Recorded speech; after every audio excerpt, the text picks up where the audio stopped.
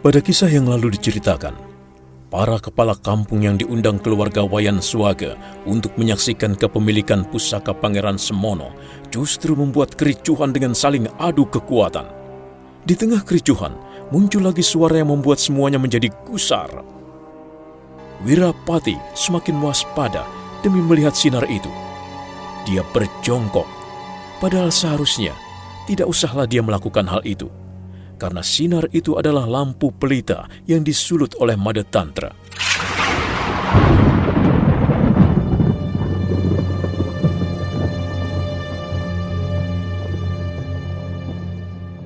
Tapi karena pengalamannya selama di perjalanan, maka Wirapati bersikap lebih waspada. Karena yang ganas yang membunuh si pendek gemuk belum menampakkan diri.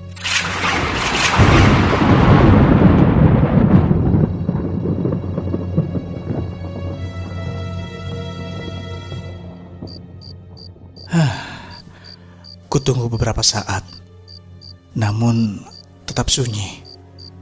Tidak ada pergerakan. Rumah ini mendadak sunyi sepi. Aku harus hati-hati. Ya, aku akan melangkah maju supaya ke dalam.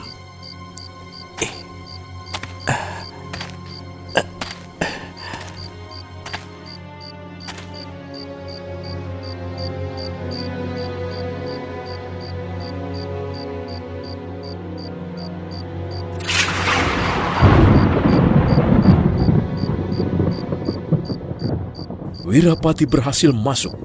Sejenak kemudian, dia berusaha melongok. Dilihatnya, sinar pelita menerangi ruangan.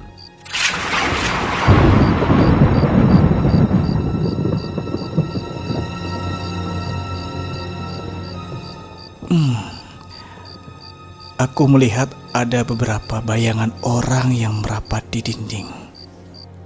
Bayangan bergerak karena sinar pelita. Iya, aku harus cepat berdiri dan segera melompat ke arah sana.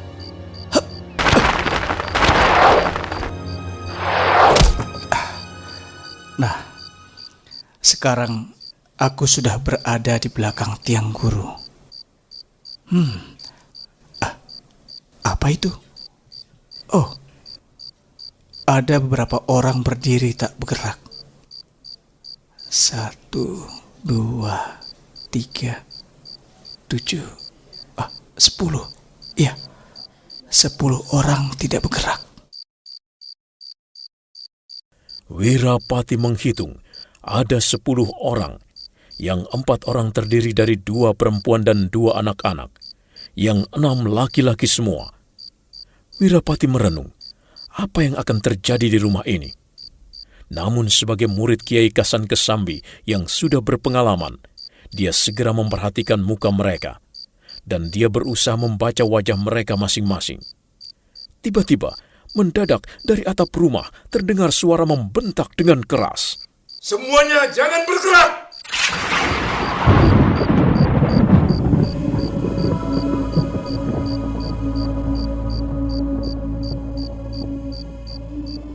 Semua terdiam.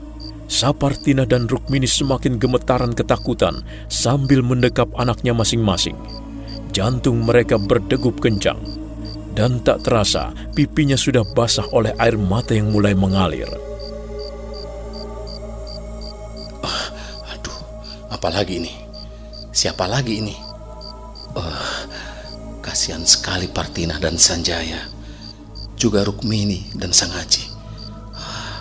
Pasti mereka semua dalam ketakutan yang sangat. Apa yang harus aku lakukan? Haruskah aku bertindak berdua dengan Madetantra untuk menghajar mereka? Tapi apakah mungkin kami berdua melawan mereka? Aku khawatir tidak akan mampu, tidak sanggup. Bisa-bisa aku dan Madetantra akan mati sia-sia. Apa yang harus kulakukan? Jika aku diam saja, lalu bagaimana nasib keluargaku? Tetapi jika aku menyerang dan aku juga Made kalah, bagaimana nasib keluargaku nanti?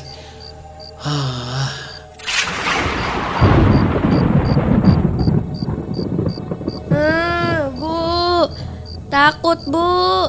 Takut. Bu, takut, Bu. Ayah mana, Bu? Takut, Bu. Aduh, anakku.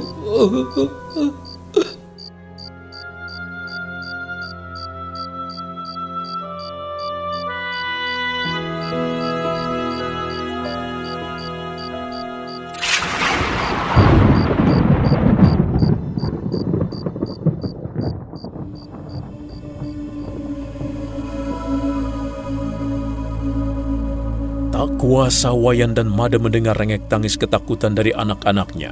Sementara mereka pun belum bisa bertindak. Maka Wayan Swaga dan Mada Tantra pun terisak menangis pelan karena tertahan hati mereka sedih dan sakit bagai teriris.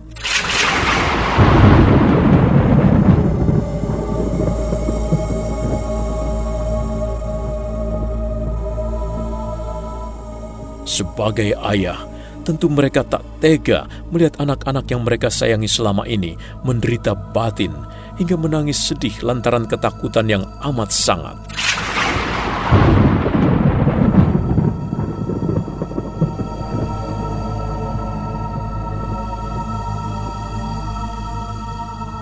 Sapartina, Rukmini hanya mampu mendekap anak-anak mereka dengan erat dan penuh kasih, sambil sesekali menyeka air mata yang mengalir di pipinya. Nah, mari kita ikuti kelanjutan kisahnya.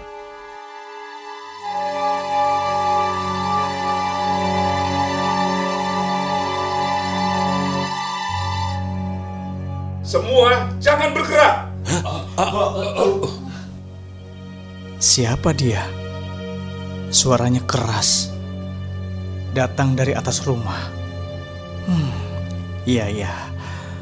Aku mengenal suara ini. Tapi, mau apa dia? Suara ini adalah suara pemuda yang membunuh si gemuk pendek.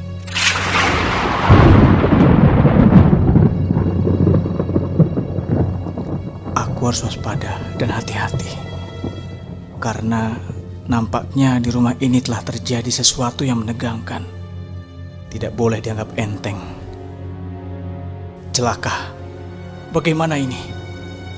Keenam laki-laki semuanya berdiri dengan tegang. Tidak memperdulikan. Seolah tidak mendengarkan ancaman itu. Seandainya saja pemuda itu menurunkan tangannya. Ku campur tangan. Tidak bisa kubayangkan apa yang akan terjadi. Tapi aku yakin mereka tidak akan bisa berbuat apa-apa. Tangannya sangat jahat. Pasti mereka tidak akan bisa mengelakkan diri.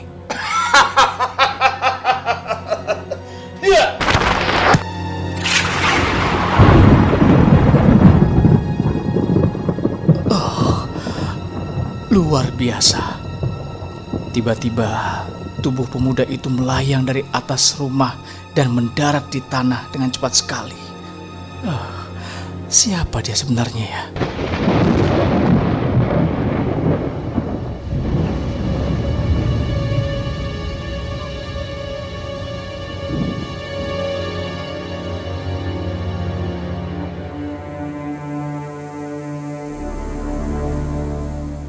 Pemuda ini umurnya sekitar 24 tahun. Wajahnya agak pucat, namun matanya mata seorang ningrat. Dan pakaian yang dikenakan terbuat dari kain yang mahal. Keris terselip melintang di bagian depan perutnya, dan bibirnya menyungging senyum yang manis.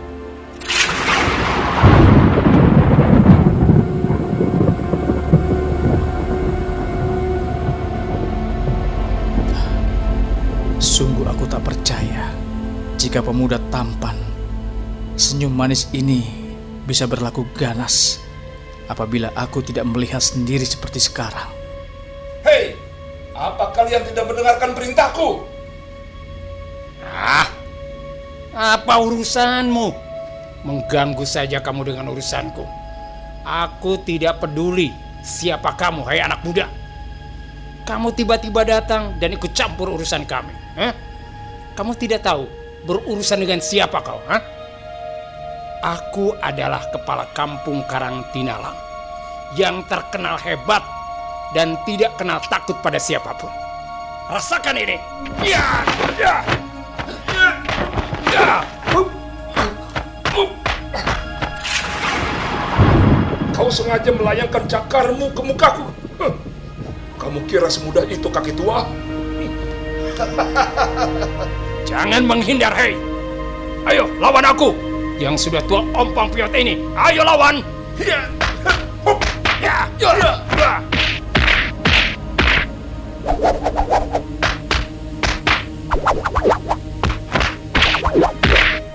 Para kepala kampung tidak menghiraukan pemuda itu. Itulah sebabnya mengapa kepala kampung Karangtinalang menyerang. Namun tak disangka, gerakan pemuda itu sangat gesit dan lincah, sehingga mampu mengelak serangan itu.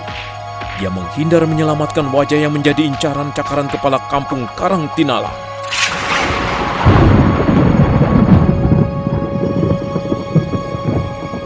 Gerakannya cepat, pemuda itu mengelak dan maju selangkah. Kepala kampung Krosak yang melihat itu semua tidak tinggal diam. Segera dia melayangkan tinjunya, berusaha mengajar kepala pemuda itu.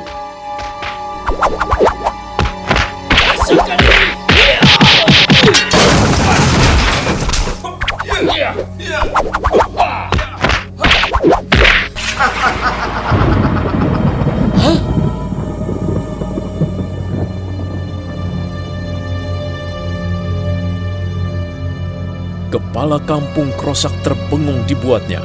Hanya dengan menggeser tubuhnya sedikit saja, pukulan yang dilayangkan kepala kampung Krosak sia-sia menghantam tempat kosong.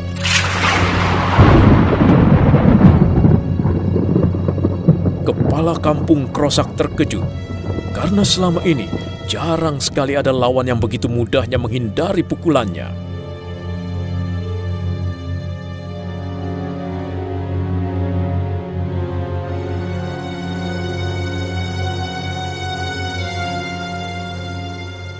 Nah, bagus.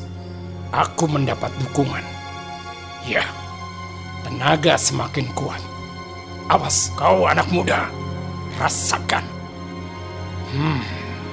Aku semakin mantap untuk meringkusmu. Rasakan ini. Ya, buka. Ya, ya, ya, ya, ya, ya, ya.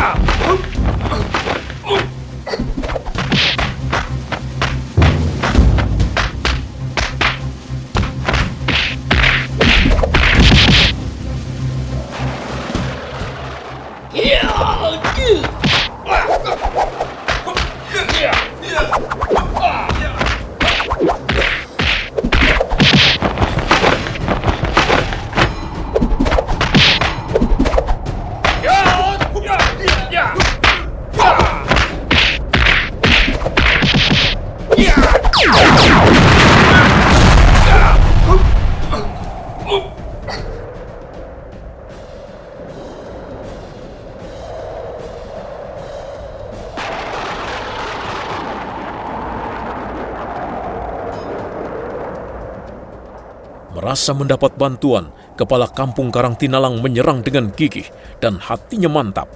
Dia menerjang dengan menyodokkan tangannya, sementara tangan sebelah kiri dipentang, siap menerkam dada lawan.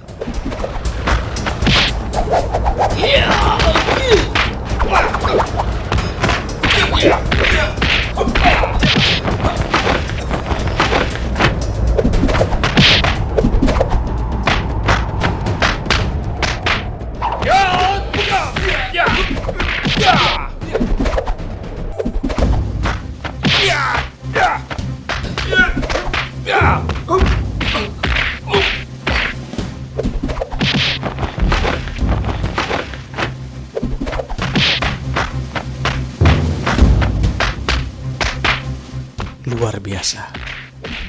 Ilmu bela diri pemuda ini benar-benar aneh. Sangat bagus. Berkelahinya hebat. Dengan tersenyum merendahkan lawan. Mendadak dia menangkis dan menyerang. Dan kedua kakek itu dilawannya dengan mudah. mereka tidak berdaya.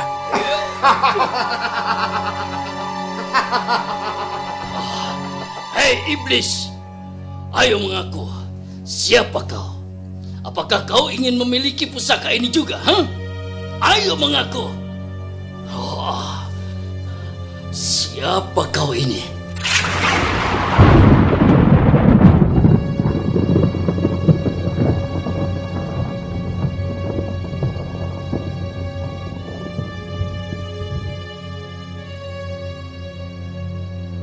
Tiada kata sepatah pun dari pemuda itu. Dan inilah. Duh!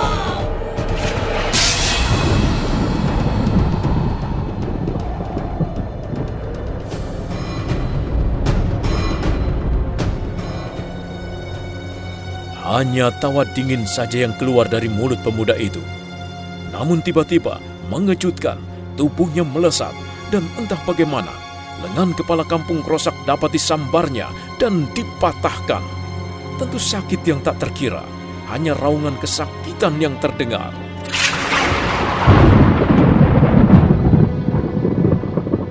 Mengerikan. Tangan kepala kampung Krosak dipatahkan. Oh, ya ampun. Sakitnya pasti sangat luar biasa. Waduh, bagaimana pemuda itu melakukannya? Aku sama sekali tidak melihat gerakannya. Sangat cepat. Waduh, lawan tangguh. Bagaimana ini? Waduh, aku harus bisa menyelamatkan diri. Membela diri.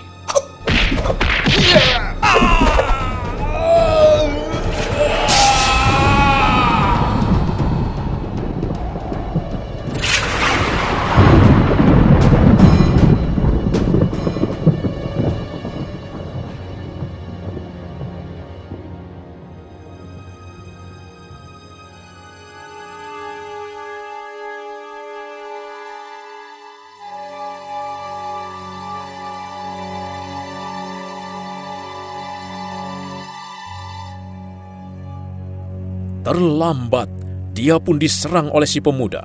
Secara tiba-tiba tubuhnya terbanting ke tanah. Mengerikan, betisnya patah. Tentu saja dia tidak berdaya.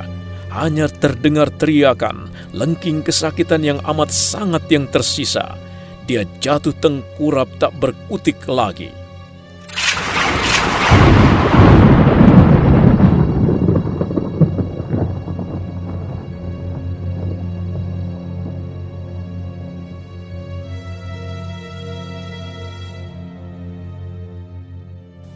Luar biasa pemuda ini. Ilmunya sangat tinggi. Begitu mudahnya dia menghajar dua orang tua yang ilmunya juga sangat tinggi. Apa yang terjadi dengan kepala kampung Karangtinalang dan Krosak? Mati atau masih hidup? Tapi jika ku amati, Krosak tangannya patah. Sementara kepala kampung Karangtinalang, bagian kaki entah betis atau apanya patah juga, dan dia jatuh ke tanah dan tidak bergerak lagi. Apakah mungkin dia mati ya?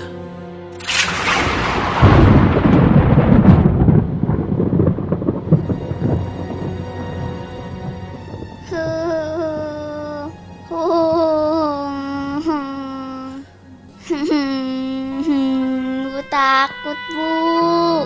Aku takut. Takut, Bu. Takut, Ibu.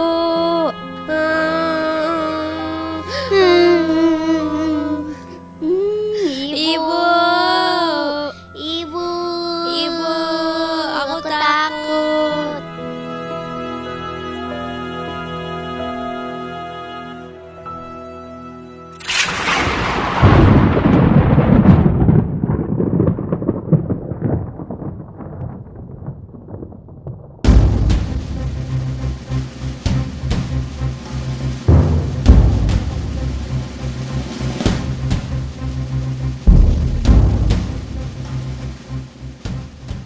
Nah, siapakah sesungguhnya pemuda itu? Setelah kejadian itu, apa yang akan terjadi dengan keluarga rumah panjang itu? Masih bisa mesrakah mereka seperti sebelumnya? Benarkah Kepala Kampung Karangtinalang dan Kepala Kampung Krosak masih hidup? Dan bagaimana dengan kedua benda pusaka Pangeran Semono selanjutnya?